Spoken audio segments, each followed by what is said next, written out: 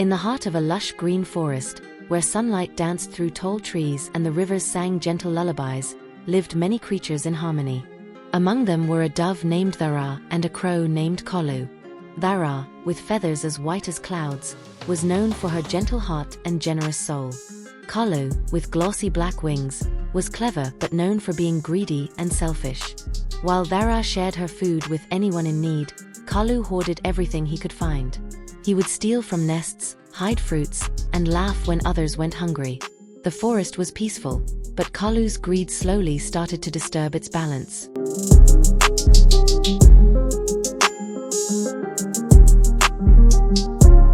One day, Thara flew over a bush heavy with berries. She picked the ripest ones and instead of eating them, flew around sharing with her friends. "Here, little squirrel, have some," she cooed sweetly. "Dear rabbit, don't go hungry today." Her kindness spread like the morning sun, warm and beautiful. Kolu watched from above, perched on a branch. "Foolish dove," he muttered. "If I had all those berries, I could feast for days." He didn't understand why anyone would give away food they worked so hard to collect.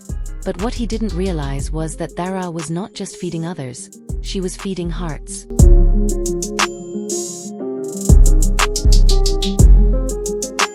Jealous of Thara's popularity and love among the animals, Kolu made a plan. He began collecting more food than he needed, stealing from others, and hiding it in secret places.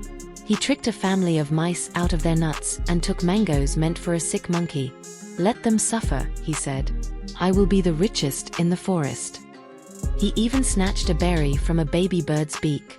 But as his stash grew, his loneliness grew too. No one smiled at him anymore. The forest began to feel colder and darker, not because of the weather, but because of the coldness in Kolu's heart.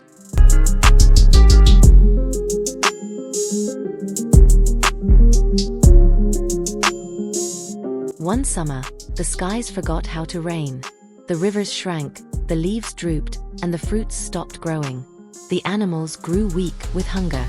Even the strongest tigers struggled to find water. Thara, though hungry herself, continued to share what little she had. She carried drops of water in leaves, tiny seeds, and even comforted others with her words.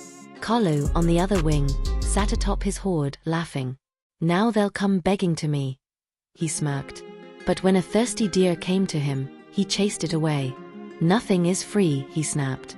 Little did he know, nature was watching, and it had plans for the greedy crow.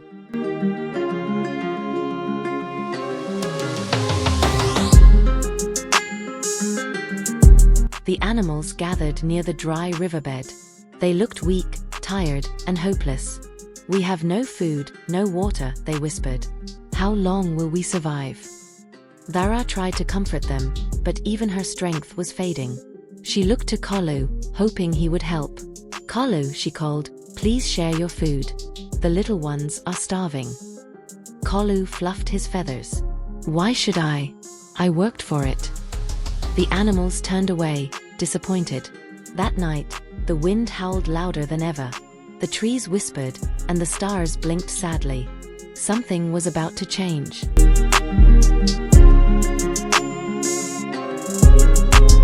One evening, a spark from dry branches turned into a raging fire. The forest lit up with flames, chasing animals in every direction. Birds flew, deer ran, and Thara guided the smallest ones to safety. But Kolu, in his greed, tried to return to save his hidden stash. "My food, my treasure," he cried, flapping through smoke and fire. But by the time he reached his secret hiding place, everything was ash. His hoard, his stolen riches, gone. Coughing and burnt, he collapsed outside the flames, sobbing. The fire had taken more than his food, it had taken his pride.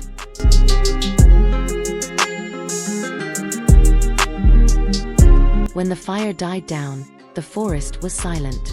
Ash covered the ground, and smoke drifted like ghosts. Amidst the silence, Thara found Kolu, injured and weeping. I lost everything," he choked. She looked at him, her eyes filled not with anger, but with compassion. "You still have life. That is something." She brought him water and food. "Why, after all I did?" he asked, ashamed. Because kindness is not earned, it's given, she whispered. That moment, Kalu realized he had never truly lived. He had hoarded things, but he had never had a heart full of peace.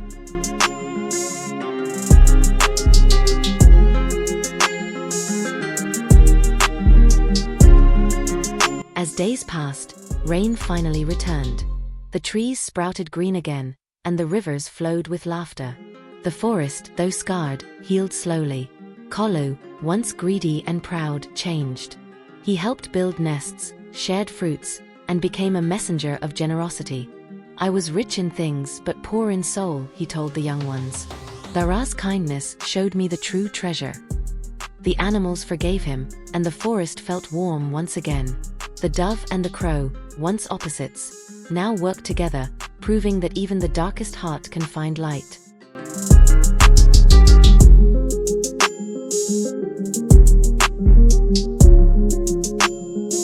Kalu became known not for his greed, but for his change. He was the first to give, the last to take. He helped rebuild homes, fed the hungry, and flew to far lands to find water for those in need. Dara watched him with pride, not because he had changed for her, but because he had changed for himself. Greed destroys, Kalu would say, but generosity builds. His journey became a story whispered through generations, a tale of how a greedy crow became a generous soul under the wing of a kind dove.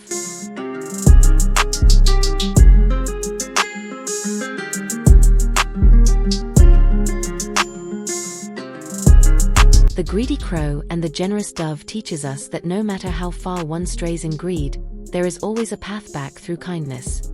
Greed may give temporary pleasure, but it isolates the soul. Generosity, though sometimes unseen, nourishes hearts and grows everlasting bonds.